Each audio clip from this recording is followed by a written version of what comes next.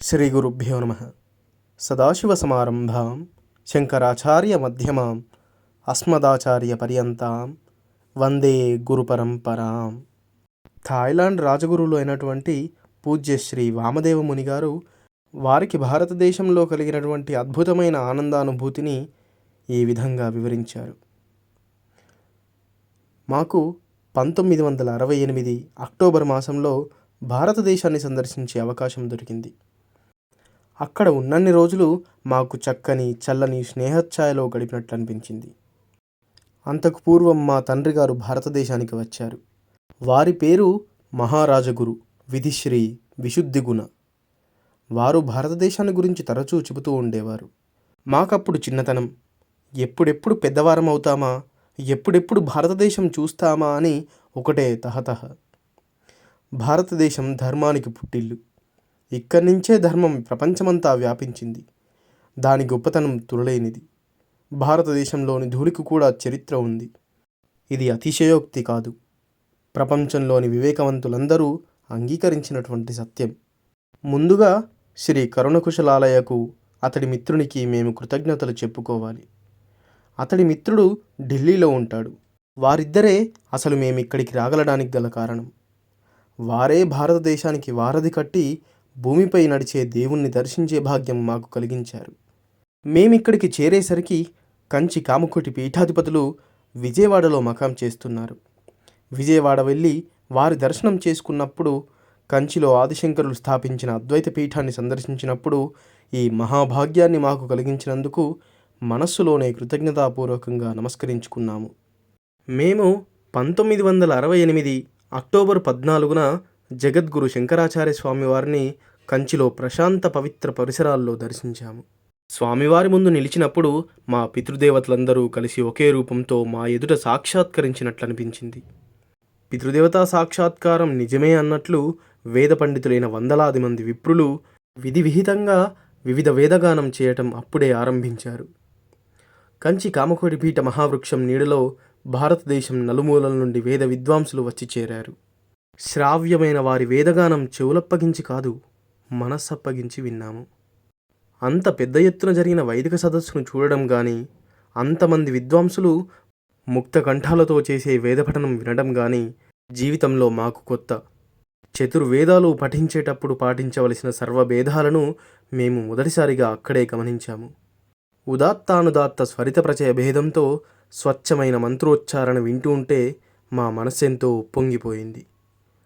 కృష్ణ యజుర్వేద ఘనాపాఠం వింటున్నప్పుడు ఇంకా మనసు ఉప్పొంగిపోతూ ఉంది. ఆ రాత్రి వేద పఠనంలో పోటీలు జరిగాయి. ఆ పోటీలకు మేము కూడా హాజరయ్యాము. విద్యార్థులకు వేద విద్యలో పరీక్ష జరిగింది. ఉత్తీర్ణులైన విద్యార్థులకు స్వామివారే తమ హస్తకమలాలతో బహుమతులందించారు. వేద పండితులను సముచితంగా సత్కరించారు. అందరినీ దయతో ఆశీర్వదించారు.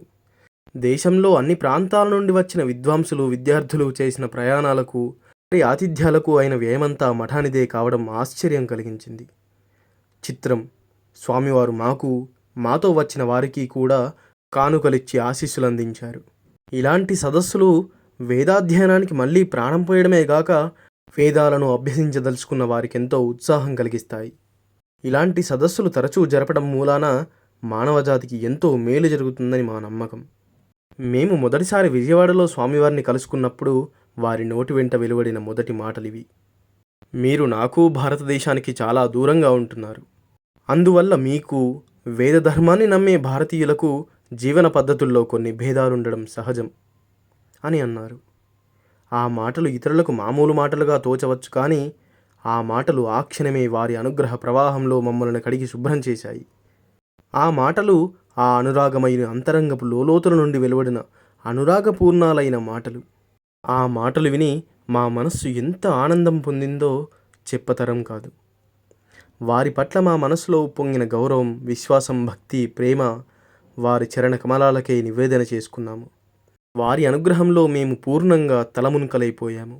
అప్పుడు మాకు కలిగిన ధన్యత్వానుభూతిని లోపల ఇముడ్చుకోవడానికి కూడా శక్తి చాలలేదు. బయటికి ఎలా వ్యక్తం చేయాలో కూడా తెలియదు.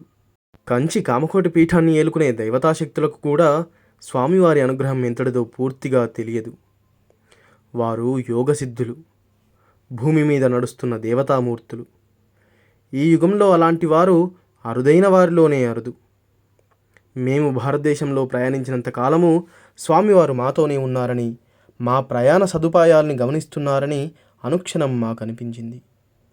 విజయపురి, నాగార్జున సాగరం, తిరుపతి, కాంచీపురం, మహాబలిపురం, మద్రాసు, ఢిల్లీ, మధుర, ఆగ్రా, హరిద్వారం, హృషికేశం, లక్ష్మణఝూలా, లక్నో, అయోధ్య, వారణాసి, సారనాథ్, గయా, బుద్ధగయ, రాజగృహం, నలంద, కలకత్తా, ఇలా ఎన్ని పట్టణాలు ప్రదేశాలు చూసినా వీరితో ప్రత్యక్షంగానో పరోక్షంగానో అనుబంధం కొనసాగుతూనే ఉంది. ఈ పట్టణాలన్నింటిలో వారి శిష్యులు మాకు సౌకర్యాలు చూస్తూనే వచ్చారు. వారి ఆదేశం మేరకు పండితులు కొందరు మద్రాసులోనూ ఢిల్లీలోనూ మాకు స్వాగతం పలికారు. స్వామివారి పరిపూర్ణమైన అనుగ్రహం వల్ల మా యాత్ర సుఖంగా సాగింది. సాంస్కృతిక వ్యవహార శాఖ వారు మా బస, భోజనం మొదలైన ఏర్పాట్లన్నీ చూశారు. ఒకరోజు ఢిల్లీ మకాం నుండి సమయం లేక భోజనం చేయకుండానే బయలుదేరాల్సి వచ్చింది.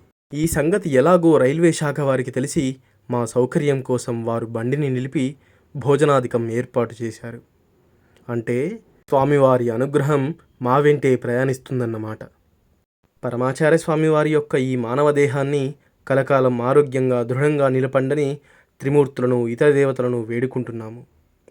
వారు విరాగమూర్తులైన యతీంద్రులే అయినా వైదిక జీవన విధానాన్ని పూర్తిగా ప్రేమించిన వారు, సంరక్షిస్తున్నవారు. ధర్మాన్ని నమ్ముకున్న వారందరికీ వైదిక జీవన విధానం ఒక్కటే దీక్ష. ఆచార్యుల వారి శరీరము, సన్యాసదండము, పాదుకలు, వారికి సంబంధించినవన్నీ భౌతిక రూపానికి అతీతమైన పారమార్థికను సంతరించుకున్నాయి. అందువల్ల ఆ పవిత్ర రూపాలెప్పుడూ గుర్తుకు వస్తాయి. వాటి ముద్ర మా హృదయంలో ఎన్నటికీ చెరగదు. ఆ ముద్ర చెరగకుండా అలాగే నిలిచిపోవాలనే మా ప్రార్థన కూడా అంటూ వివరించారు. అపార కరుణాసింధుం జ్ఞానదం శాంతరూపిణం శ్రీ చంద్రశేఖర గురుం ప్రణమామి ముదాన్వహం. సర్వం శ్రీ గురుదివ్యచరణారవిందార్పణమస్తు. స్వస్తి. వీడియో నచ్చినట్టయితే దయచేసి వీడియోని లైక్ చేసి ఇలాంటి మరెన్నో వీడియోల కోసం మన ఛానల్ని సబ్స్క్రైబ్ చేయండి. సర్వం శ్రీ గురుదివ్యచరణారవిందార్పణమస్తు. స్వస్తి.